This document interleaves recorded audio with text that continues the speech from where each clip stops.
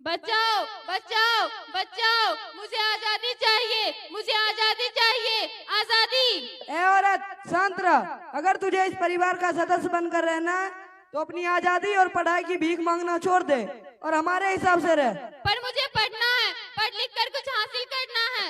क्या तुझे पढ़ना है? तू एक लड़की है, तुझे बोलने और सपने देखने का कोई हक नहीं है।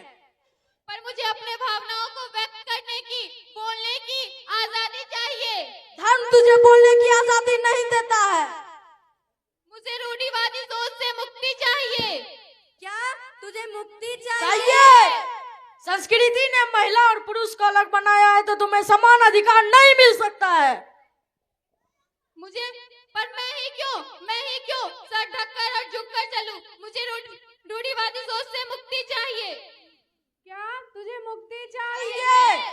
अगर तुझे इस समाज का हिस्सा बनना है तो तुझे सर ढककर और झुककर रहना होगा। पर मैं ही क्यों सर ढककर और झुककर चलूं? मुझे भी पढ़ना है, पढ़ लिख कर कुछ हासिल करना है। ए औरत, समाज तुझे पढ़ने का अधिकार नहीं देता। अगर तुझे पढ़ना है तो पढ़, सिर्फ 8वीं तक। ए औरत, तुझे काम करने का कोई हक नहीं है। काम करना है तो सिर्फ रसोई घर में कर। पढ़ नहीं सकती, बोल नहीं सकती, काम नहीं कर सकती। ये कैसा समाज है जो मुझे पढ़ने की, बोलने की, सर उठा करके जीने की आजादी नहीं देता? ए औरत, तुझे बोलने का कोई हक नहीं। अगर तुझे बोलना ही है तो उतना ही जितना हम चाहे। क्या सिर्फ इसलिए क्योंकि मैं एक औरत हूँ? मैं भी एक इंसान हूँ, मुझे भी इंसान का दर्जा चाहिए। क्यों इंसान बताकर मेरे साथ जानवरों की तरह सलूक किया जाता है? मुझे न्याय चाहिए।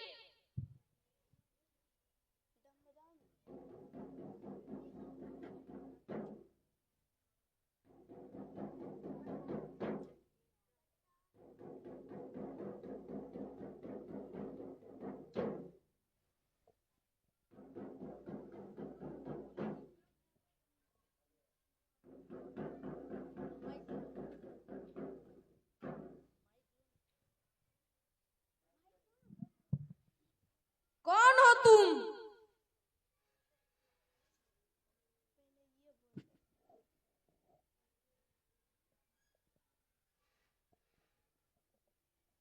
मैं संविधान हूँ।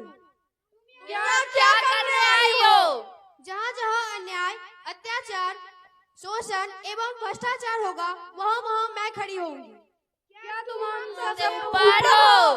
हाँ, मैं धर्म, परिवार, समाज, संस्कृति इन सबसे ऊपर हूँ।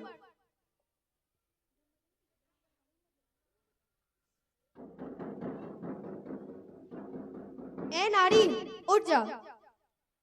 कौन हो तुम? मैं संविधान हूँ और मैं तुम्हें इस सामाजिक कुरीतियों की बेड़ियों से मुक्त कराने आई हूँ। पर कैसे? इस किताब के जरिए। ये कैसी किताब है? ये हमारे देश का संविधान है जो तुम्हें वो हर एक अधिकार देगा जिससे इस समाज ने तुम्हें वंचित कर रखा है। भारत के नागरिक होने के रूप में तुम्हारे और आप सभी के पास 6 मौलिक अधिकार हैं। समानता का अधिकार, स्वतंत्रता का अधिकार, धर्म की स्वतंत्रता का अधिकार, शोषण के खिलाफ अधिकार, शैक्षणिक व सांस्कृतिक अधिकार एवं संवैधानिक उपचार। हमारे देश की संविधान में इतनी ताकत है कि वो ऐसी अनेक कुरीतियों की बेड़ियों को पिघला सकता है। बस जरूरत है अपने अधिकारों व कर्तव्यों के प्रति सजग होना। भारत हमारी माता है और भारत को एक नारी के रूप में पूजा जाता है, लेकिन आज इसी नारी के गोद में महिलाओं के प्रति शोषण एवं भ्रष्टाचार जैसे दुष्कर्म होते हैं। यह कैसा समाज है? हम कौन होते हैं महिलाओं से इसके अधिकार छीनने वाले, जबकि सर्वोच्च संविधान ने उसे समान अधिकार दिया है। हमारे देश का संविधान ये एक ऐसा ग्रंथ है जो जाति, धर्म, संपदा, ऊंच नीच इन सभी से ऊपर उठकर एक सर्वोच्च समाज बनाने की नींव रखता है। आज भी हमारे देश में ऐसे कितने लोग हैं जिन्हें अपने अधिकारों व कर्तव्यों का ज्ञान नहीं है, जिसकी वजह से वो ऐसे शोषण का शिकार बनते हैं। इसलिए आज के समय में एक जिम्मेदार नागरिक होने के रूप में हमारा कर्तव्य बनता है कि हम अपने अधिकारों के प्रति न केवल स्वयं सजग रहेंगे बल्कि दूसरों को भी सजग करेंगे। तो आइए आज की इस अवसर पर हम संकल्प लेते हैं कि हम अपने अधिकारों व कर्तव्यों के प्रति सजग रहेंगे, दूसरों को भी सजग करेंगे, वो एक सर्वोच्च सशक्त वो समाज का निर्माण करेंगे। मेरा आप सबसे विनय है कि आप सभी अपनी अपनी जगहों पर खड़े होकर हमारे साथ देश की प्रस्तावनाओं को दोहराएं।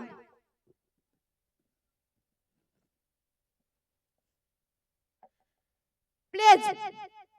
We, the people of India, having soul of the resolve to constitute India into a sovereign, socialist, secular, democratic republic, and to secure to all its citizens justice, social, economic and political liberty of thought, expression, belief, faith and worship, equality of status, of opportunity, and to promote among them all fraternity, assuring the dignity of the individual and the unity and integrity of the nation. In our Constituent Assembly, this 26th day of November 1949 do hereby adopt, enact and give to ourselves this Constitution.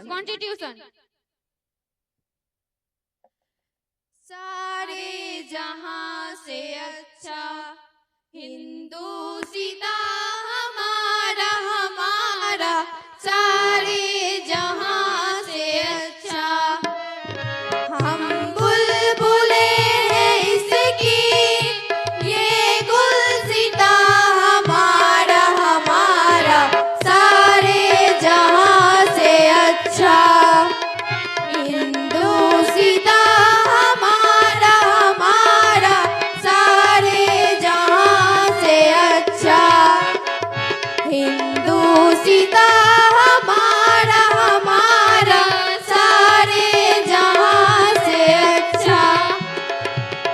everyone.